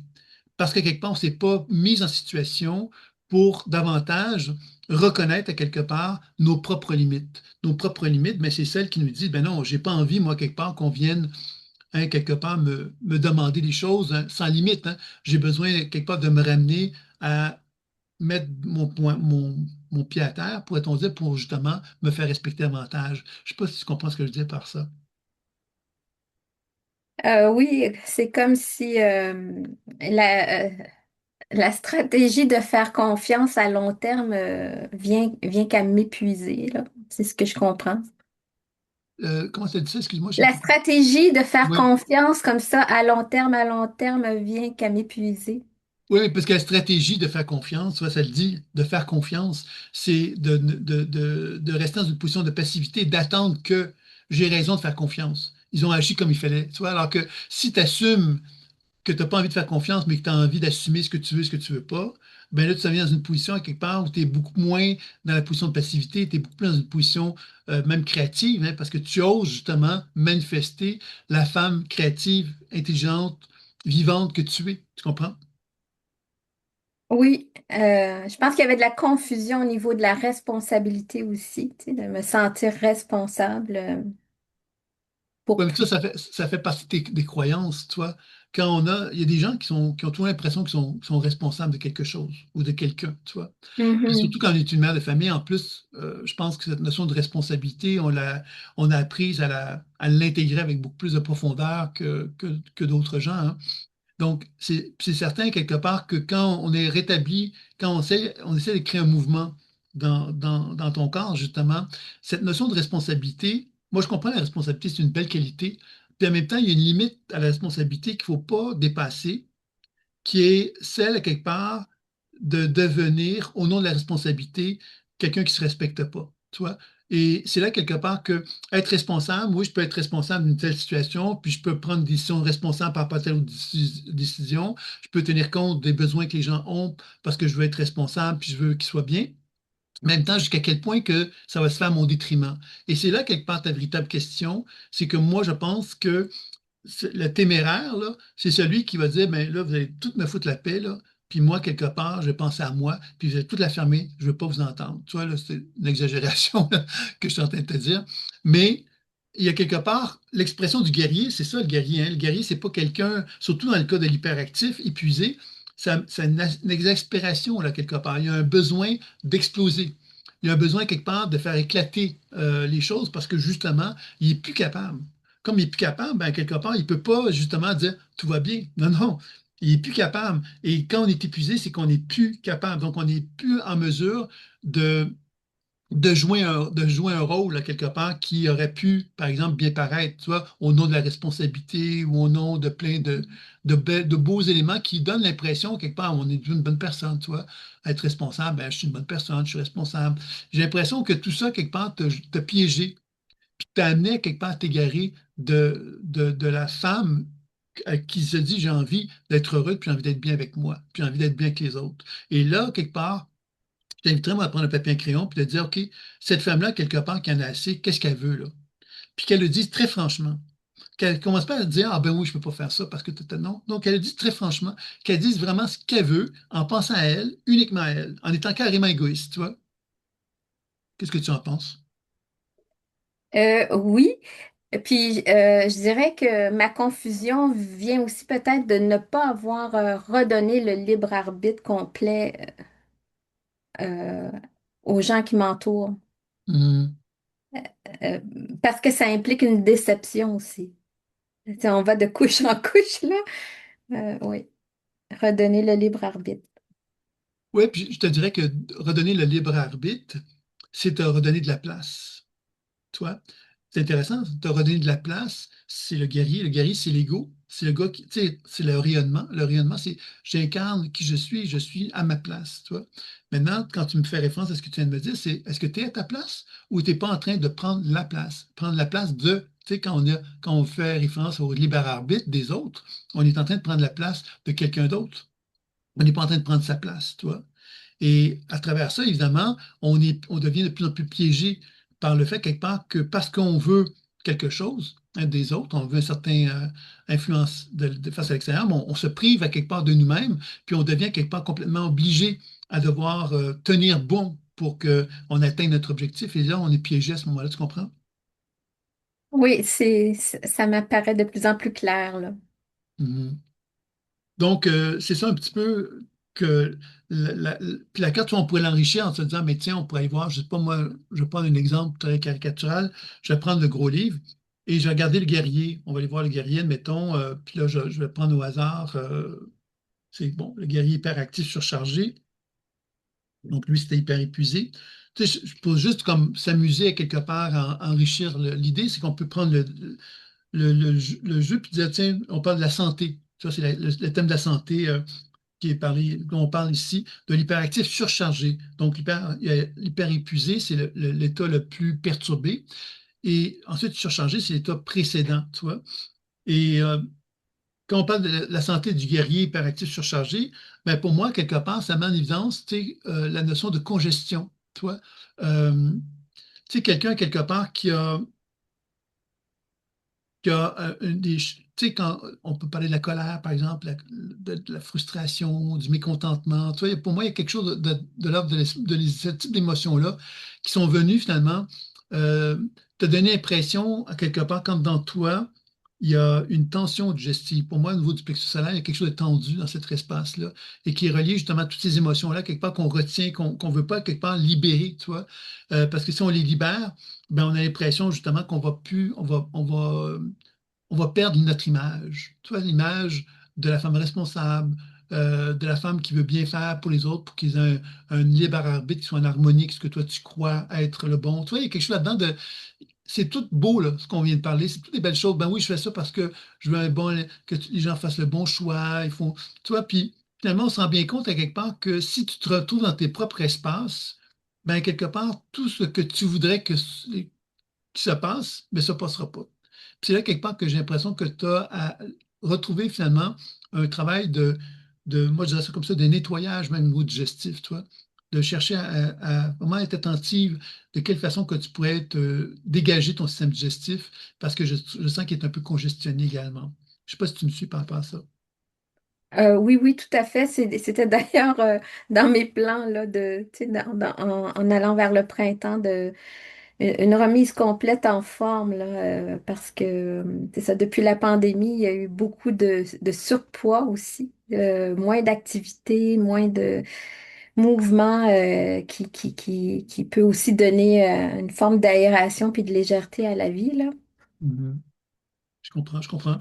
C'est sûr, puis c'est là que tu comprends quelque part que la vie, c'est pas, on n'est pas figé tantôt quand tu parles de délocalisation, puis d'espace-temps, quelque part, c'est ça, c'est qu'on on a on subit des fois la vie par les événements, on n'a pas l'occasion quelque part de toujours réagir adéquatement à ce qui se passe, la pression qui vient sur nous. Puis à un moment donné, on se réveille, puis on se dit, hey, ça n'a plus de bon sens, je ne peux plus fonctionner comme ça. Alors moi, je pense que tu es rendu à cette étape-là. La carte hyper épuisée, mais en évident ça, quand on est dans l'épuisement, c'est qu'on n'est plus capable. Donc, on a besoin de, de faire un changement. L'épuisement nous amène à nous dire, mais là, je suis plus capable, donc je dois faire un changement. Je pense que tu es rendu à cette étape-là et que tu as compris quelque part un petit peu là, comment ça pouvait prendre forme. Et c'est ça un petit peu que je te dirais concernant ça. Est-ce que tu as des questions ou c'est bon? C'est bon, je te remercie beaucoup. Bienvenue, bienvenue. Alors, évidemment, on aurait pu donc, toujours avec la même fameuse carte, on aurait pu donc visiter les relations, le professionnel, le domaine financier, etc., donc les archétypes, les modes d'autre vie. Donc, vous voyez quelque part que avec le livre et les cartes, les grilles, tout ça, on peut s'amuser à faire parler les cartes différemment et ça peut nous amener justement aussi à intégrer notre lecture intuitive. Donc, c'est pour ça que j'avais proposé dans le cadre de la formation l'idée de combiner les cartes, la spirale évolutive et la pratique du voyage d'âme pour être capable justement de vraiment faire quelque chose de très organisé, de très structuré, qui nous permet donc de faire un travail plus approfondi sur soi et sur les autres. Donc, dans ce sens-là, c'est un peu l'idée. Donc, c'était pas mal ce que j'avais envie de vous partager. C'était un peu ça. Vous savez que donc, si ça vous intéresse, évidemment, vous avez des propositions qui sont faites pour des programmes personnels et professionnels en ligne et une formation certifiante. C'est la première année que c'est proposé comme celle que je viens de vous proposer, dans lequel on inclut vraiment la notion de la spirale évolutive. Donc, vous avez les livres qui sont inclus, le jeu de cartes et tout ça. Il y a donc une petite formation sur le jeu de cartes qui est proposée pour ceux qui veulent aller dans la voie personnelle, c'est uniquement personnel. Ceux qui veulent aller dans ce personnel et professionnel, ben, on approfondit. Donc, vous avez comme ces deux volets-là qui sont proposés. Je n'irai pas dans le détail de tout ça parce que vous avez sans doute déjà pu regarder donc, les programmes en question. Puis, il y a une promotion à 50% sur les prix de formation jusqu'à vendredi. Donc, vous allez avoir donc un email demain dans lequel vous allez avoir le replay et vous aurez donc les informations si vous avez des questionnements ou des interrogations à ce sujet-là. Et vous avez également donc la formation certifiante qui est associée à un stage en présentiel. Donc pour le Québec, ça aurait lieu donc au mois d'août, le présentiel, et pour la France, ça va aller au mois d'octobre, et ça sera peut-être dans un voyage dans le désert ou au Maroc, en tous les cas, quelque chose comme ça, que ça pourrait se faire. Donc, mais ça, c'est quelque chose qui vont être à confirmer. Puis selon les gens qui seront inscrits, évidemment, on pourra déduire voir un petit peu comment les choses prennent forme, mais c'est un peu ce qui a été prévu au départ pour ça. Et donc, il y a une supervision à la fin. Puis après cette supervision-là, ben, les gens peuvent devenir aussi des enseignants avec un petit ajout de formation pour enseigner donc les jeux de cartes, la spirale évolutive dans son ensemble et tout ça. Donc, ça vous donne l'opportunité de développer une activité qui est encore plus riche que simplement celle du thérapeute, hein, puisque vous avez aussi l'opportunité d'enseigner et tout ça. Puis dès le départ, dès maintenant, en fin de compte, tous ceux qui sont intéressés à vouloir développer la position de représentant, qui sont donc liés à des gens qui ont déjà expérimenté avec moi la pratique et qui auraient envie de faire connaître cette pratique-là, vous avez donc droit à des remises et on collabore ensemble. Évidemment, l'idée, c'est pas tant l'aspect financier. Bien sûr que l'aspect financier fait partie justement de l'intérêt de la chose, j'en suis conscient, mais aussi évidemment donc de collaborer tous ensemble à faire avancer les choses, faire progresser les choses.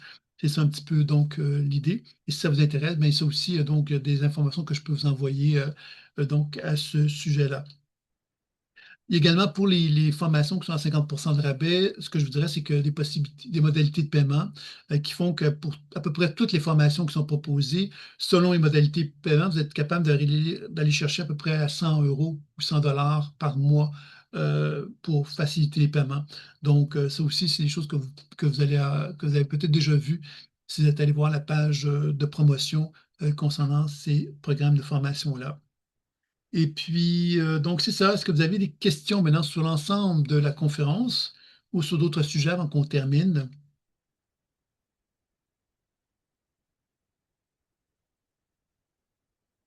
Bonjour et bonne soirée, oui. Il y a quelqu'un qui quittait. Est-ce qu'il y a d'autres personnes qui auraient des questions avant qu'on termine? Non, ça va? Oui, s'il vous plaît. Oui. Pour le côté enseignement, Est-ce que on doit avoir fait le niveau 2 de la pleine conscience intuitive pendant un certain temps ou comment ça fonctionne?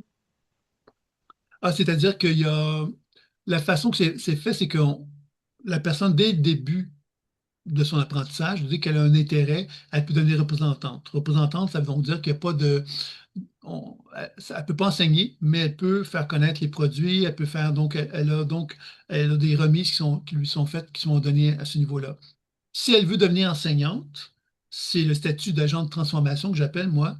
Donc, on quitte le représentant, c'est une étape. Ensuite, agent de transformation, ça implique donc que la personne a suivi un programme de formation pour devenir enseignante, c'est-à-dire qu'elle va donc approfondir la connaissance de la spirale évolutive, du jeu de cartes, etc., pour être en mesure de pouvoir donc représenter euh, la spirale évolutive d'une façon qui soit correspondante à pourquoi ça a été fait, tu vois.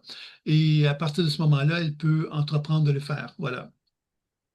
Et Ah, c'est- la formation comme telle, association, n'est pas encore arrêtée. C'est sûr que ce que moi je voudrais faire pour que ce soit le moins cher possible, c'est que les gens vont simplement reprendre des enseignements en ligne qui ont déjà été conçus autour de la spirale évolutive le plus possible et qu'il y aurait comme des encadrements qui soient faits, d'accompagnement, puis des évaluations, tout simplement. Donc, mais c'est pas actuellement encore arrêté à ce sujet-là. Merci Sylvain. Bienvenue. Donc voilà, voilà. Donc je crois que je vais m'arrêter ici, à moins qu'il y ait des questions, ça va. Je pense qu'on a pas mal complété. Donc je vous envoie ça demain pour les gens qui auraient envie donc d'approfondir. Si y a des questions d'interrogation, mais vous pouvez communiquer avec moi sans problème. Ça me fera plaisir de répondre à vos questions. Donc je vais vous souhaiter une très belle fin de soirée, une très belle fin d'après-midi pour chacun d'entre vous. À très bientôt. Au revoir.